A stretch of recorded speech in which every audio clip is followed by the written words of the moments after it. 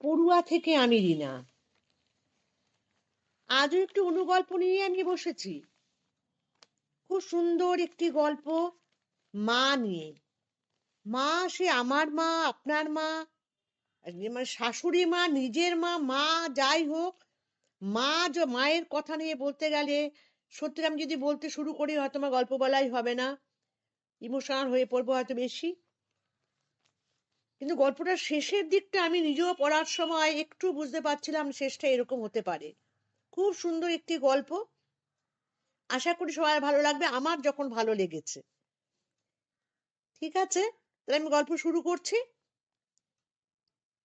গল্পটির নাম, যেমন বললাম, মা। একটি ছোট্ট গল্প, অনুগল্প।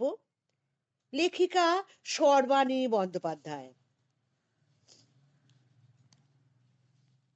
শেকলটা ঝনাত করে খুলে ঘরে ঢুকতেই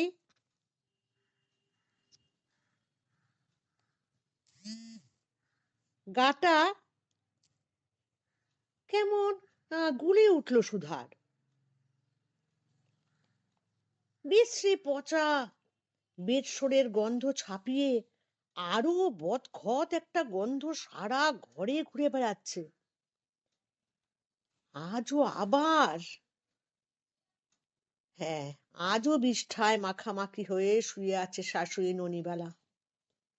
মাথাটা গরম হয়ে উঠল ওর। এই নিয়ে এই সপ্তাহে 3 দিন হলো। গত সপ্তাহে 2 দিন এই কাণ্ড করেছিল। হে ভগবান, এ কি শাস্তি তুমি দিচ্ছ আমায়? গত জন্মে না জানি কি পাপ করেছিলাম। নিজের মনে গজগজ শুরু করে ও। এক ঘর এক দৌড়, বুড়িকে না পরিষ্কার করে ফেলে রাখারও উপায় নেই। এই ঘরেই ওর তক্তপোষের একধারে শুতে হবে ওকে। সামান্য ভাতে ভাত রান্নাটা যদিও বাইরে দাওয়ায় সারে, শোয়া বসা কাপড় পরা সবই তো এ ঘরে। কি কুক্ষণে যে বুড়িকেও নিজের কাছে এনে রাখতে চেয়েছিল।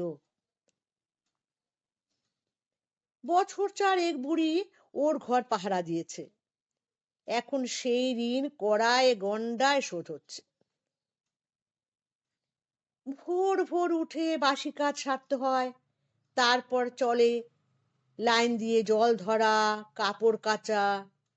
এরপরেও যেদিন পালা পড়ে, এবারে 2টো বাথরুম পায়খানা পরিষ্কার করতে হয় ওকে। বুড়িকে দাঁত মাজিয়ে সকালে যাবতীয় কর্ম করানো, কাজে যাওয়ার আগে ডায়পার পরিয়ে গা মুছিয়ে বাসি কাপড় ছাড়িয়ে দুধ মুড়ি কলা যেদিন যেমন থাকে খাওয়াতে ঘন্টা খানেক লেগে যায়। এত কিছুর পরে নিজে তৈরি হয়ে আবার কাজে যাওয়া। মাঝে মাঝে ওর মনে হয় পথে যদি একটা লরি ওকে পিষে দিয়ে যায়, বেশ হয়, একেবারে মুক্তি ঘটে যায়। 4 4টে বাড়িতে ঝাড় দেওয়া, ঘর মোছা, বাসন মাজার কাজ করে যা পায়, ফুট কড়াই হয়ে যেতে সময় লাগে না।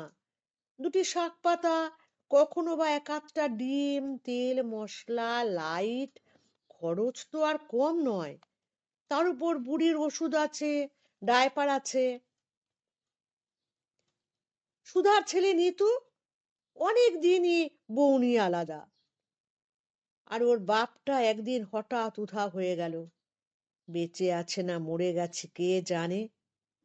তবু ওরই নাম করে চান সেরে আবার 1 চিমটে সিঁদুর সিঁথিতে ঠেকায় ও।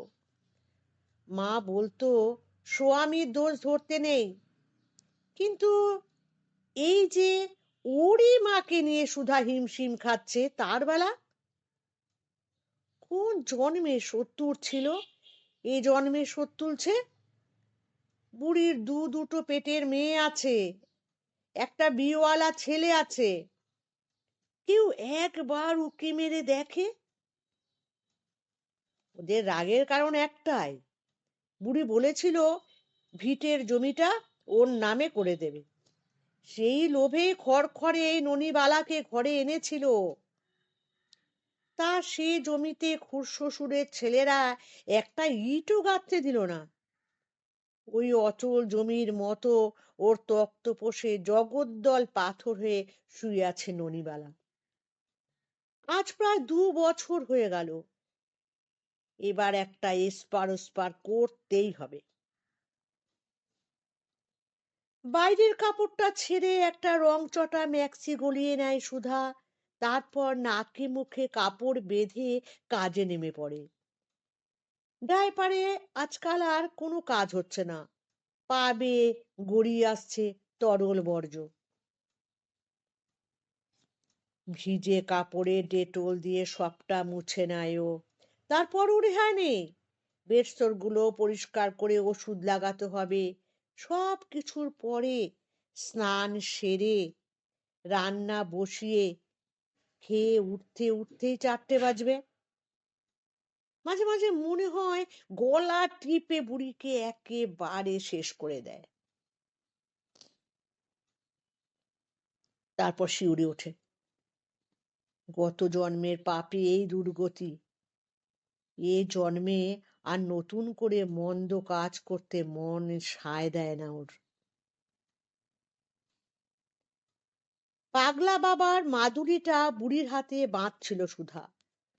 লোক দিয়ে আনিয়েছে।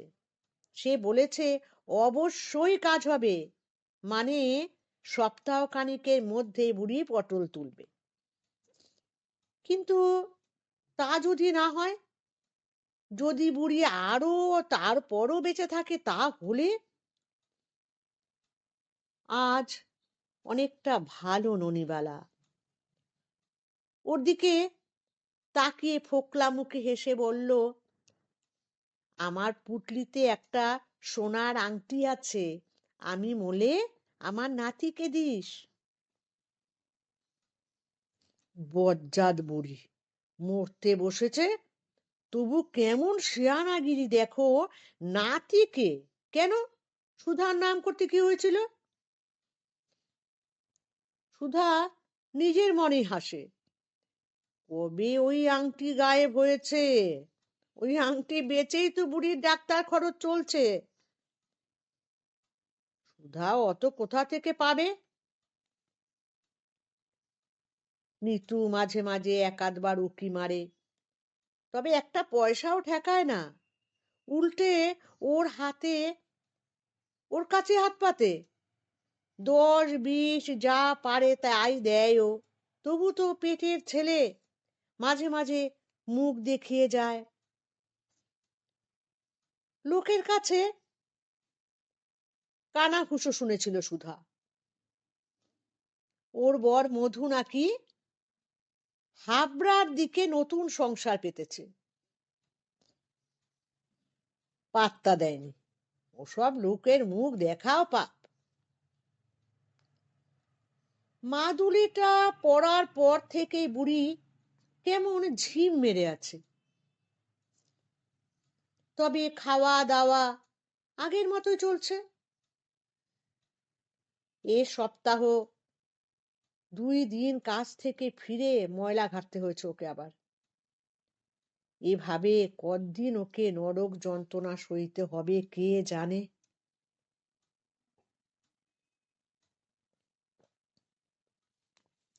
সেদিন আবার ঘোরের মধ্যে বুড়ি বলছিল, বাসন কোসন সব মেজে রেখেছি বউ, ঘরে দৌড়ে ঝাঁটা দিয়ে পরিষ্কার করলুম। চান পুজো সেরে দুটো ভাতে ভাত বসিয়ে দে, আমি ততক্ষণে পুকুরে একটা ডুব দিয়ে আসি, বড় খিদে নেগেছে রে। কোন জন্মে শান্তিপুরের পুকুরের পাশের কুড়ে ছেড়ে এই শহরের এক কোণে ঠাঁই নিয়েছিল ওরা। এখনো স্বপ্নে সেই পুকুরেই ডুব দেয়। গুয়ের কাঁথা কাচতে কাচতে গা পিত্তি জ্বলছিল ওর। আর 2-1 দিনের মধ্যে কিছু একটা করতেই হবে। নিত্যদিন আমার এই ঝামেলা আর সহ্য হয় না।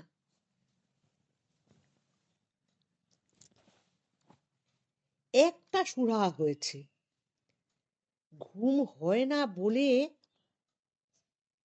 কাজের বাড়ির ডাক্তার দাদাবাবুকে দিয়ে লিখিয়ে বেশ কিছু ঘুমের বড়ি জোগাড় করেছে। কদিন ধরে গুজিয়ার বায়না করছে বুড়ি। আজ দুটো গুজিয়া এনেছে। 6টা 7টা ঘুমের ওষুধ গুঁড়ো করে কাপের জলে গুলে রেখেছে। রাতে ওই দুটো গুজিয়া খাইয়ে জলটা খাওয়াবে। এ জন্মে তো রেহাই মিলুক, পরজন্মের কথা পরে আবার ভাবা যাবে। বুড়ির কাছাকাছি হতেই বোঝা চোখ দুটো খুলে বুড়ি ডাকলো, মা, মা এসেছিস? সুধা ঘাবড়ে যায়। কাকে মা বলছো? বুড়ি থেমে থেমে আবার বলে, সুধাকে। থমকে যায় সুধা। তারপর শুধু গুজিয়ার বাক্সটা নিয়েই এগিয়ে যায় বুড়ির দিকে। কেমন লাগলো গল্পটি? আমি বললাম না শেষের দিকে সে আমিও বুঝতে পারিনি যে এরকম হবে, এরকম হতে পারে। তার জন্য গল্পটা আমার ভালো লাগলো বলে তোমাদেরকে শোনালাম। আশা করি সবারই ভালো লাগবে। শেয়ার করো বন্ধুদেরকে। তোমরাও সময় মতো পড়ো, শুনে নিও। অনুগল্প একদম 10-11 মিনিটের গল্প, চট করে তোমাদের শোনা হয়ে যাবে যে কোনো সময়। আজকের মতো নমস্কার।